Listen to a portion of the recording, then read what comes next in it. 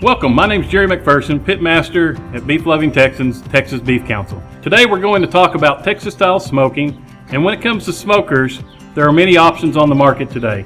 We have the vertical smoker, we have the horizontal offset smoker, the ceramic smoker, and more recently we have the pellet smoker. But today we're going to talk about converting your charcoal grill into a smoker.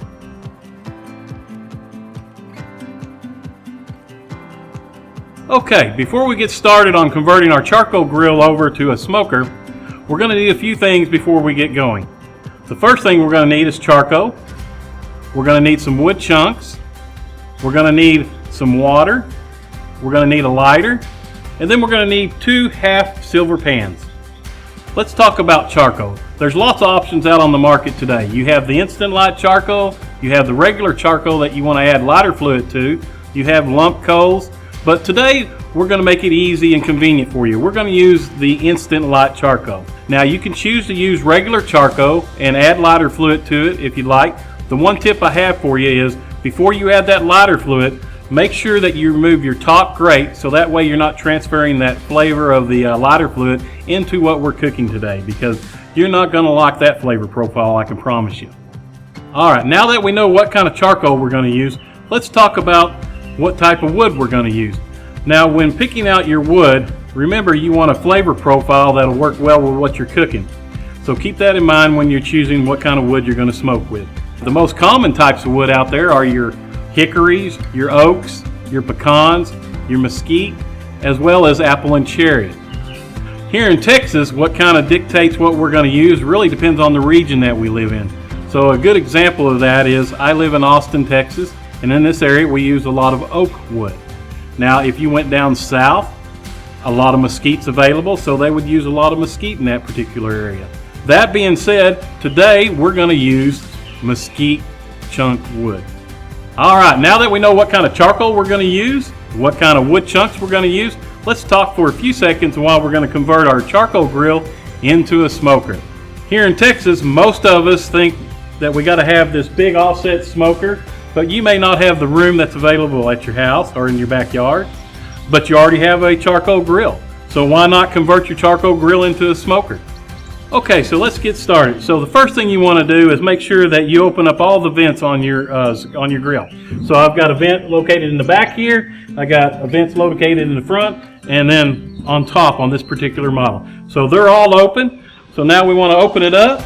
We want to remove our top grate and just our top grate only. So after I remove the top grate, now I want to add my water pan. Now that we've placed our water pan down, we need to add water. On this particular model, I would add about a half a cup to a cup of water into our water pan. So now that we've added our water, we need to add our charcoal. Now, a lot of you have chimneys at home that you want to put your charcoal in and light. If you don't have a chimney, another little half pan will hold about 5 pounds of charcoal, and that's what is recommended in this particular model when we're going to turn it into a smoker.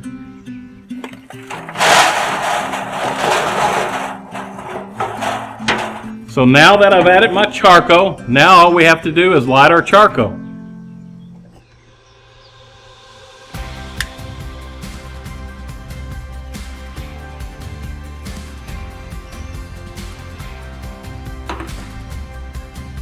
Now while our charcoal is burning down, we can work on our meat, we can season, we can get it prepared. So while the coals burn down, it'll take 15 to 20 minutes to let our charcoal burn down before we're ready to add on our wood chunks. So during that time, we can go inside and now we can season up what we're going to be smoking today.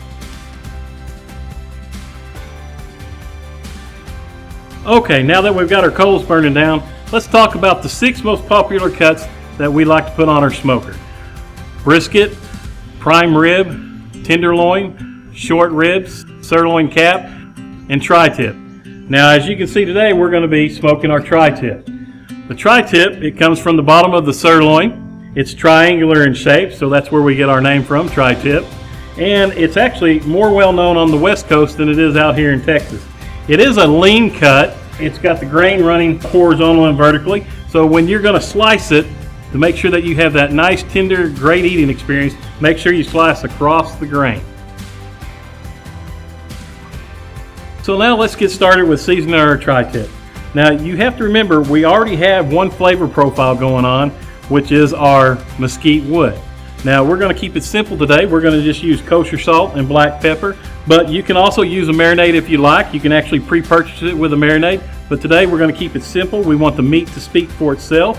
Like I said, we've already got mesquite wood as a flavor profile, so we're just going to use kosher salt and black pepper. So let's season it up. Now remember, you need to give it a good amount of seasoning, and you need to flip it over and do both sides.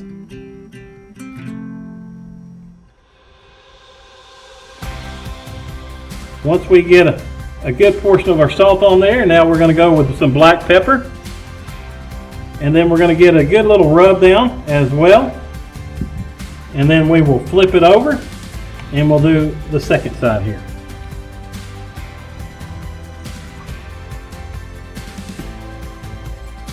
And be pretty generous with it.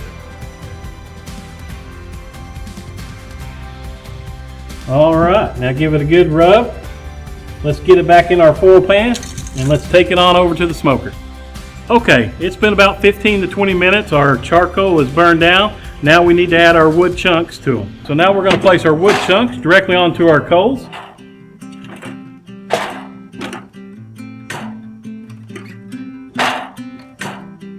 Now that we've got our wood chunks added to the coals, now we can put our top grate back on.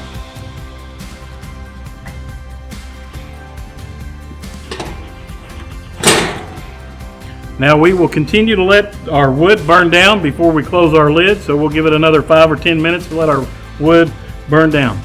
Okay, now it's been about 5 to 10 minutes. Our wood chunks have burned down. They're smoldering now. Now we're ready to close our lid and adjust the vents so we can get to that right temperature. And as we talked about earlier, today we're smoking a tri-tip, so our ideal temperature we want to reach is anywhere from 275 to 300 degrees.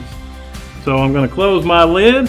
I'm going to adjust my ventilation here. I'm going to close it about halfway. So now we'll wait about 5 or 10 minutes to see if we've reached our desired temperature. And like I said, we're going to look for 275 to 300 today.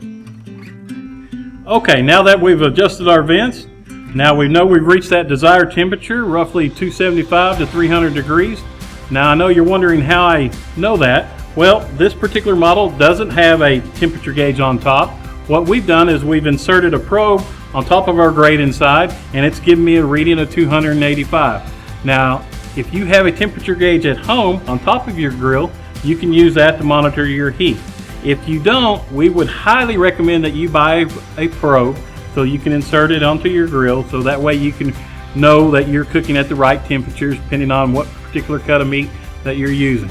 Okay, now that we've reached 285, I'm going to open up my smoker and I'm going to place my tri-tip over the watering pan, and I'm going to place it over the watering pan for a couple of reasons. Number one, I can catch any of the drippings while the cooking process is on, and I can use that for an au jus or something later, but also it's going to catch the drippings and it's not going to put out my fire.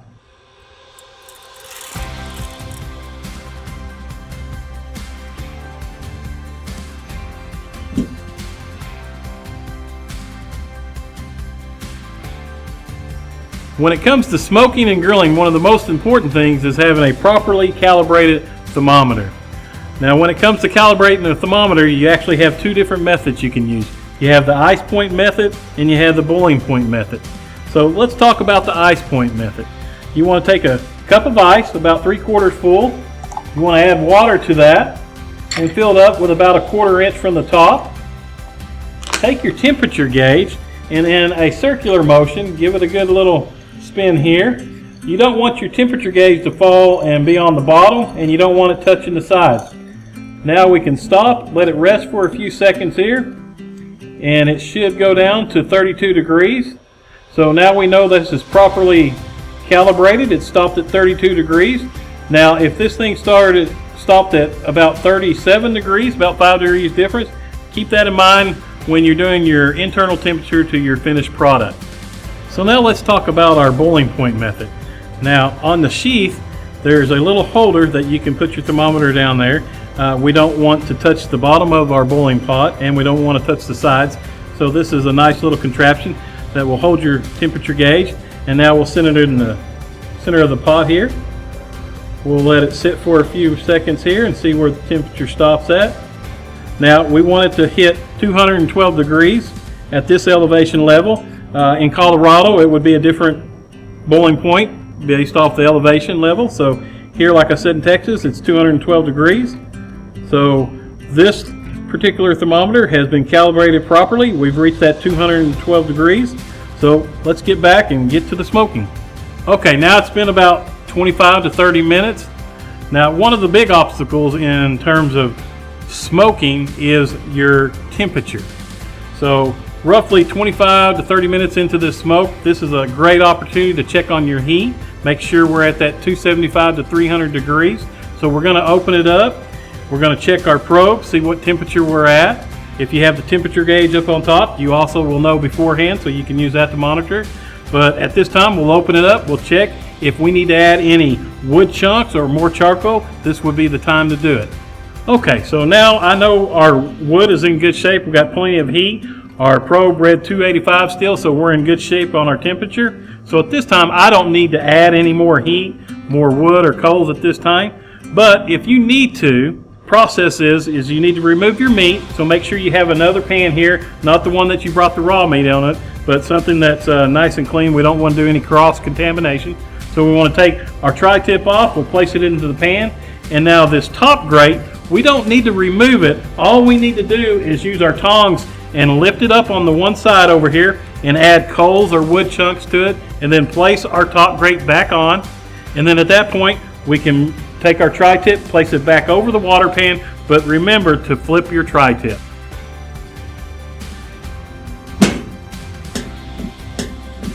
Okay, it's been about 25 to 30 minutes since we flipped our tri-tip. So now what we want to do is start checking it and seeing what our internal temperature is. Now I like mine to be a medium rare, which is 145, but we're going to take that off about 5 degrees before the liking of your doneness. That way it'll rest and it'll continue to cook. So I'm going to open it up and we'll start checking our internal temperature.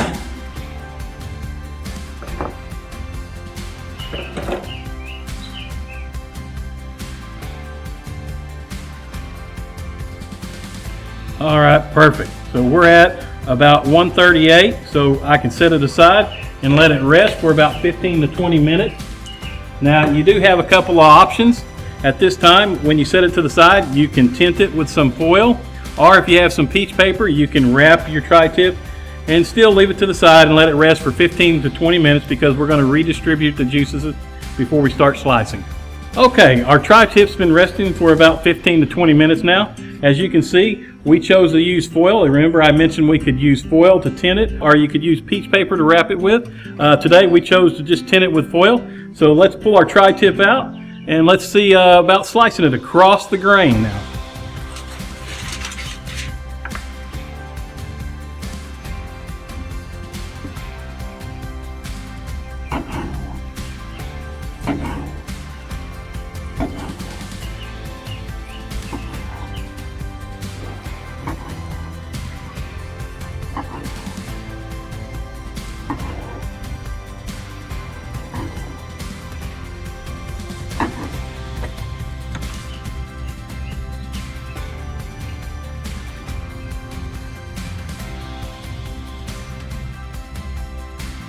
For more information, visit beeflovingtexans.com.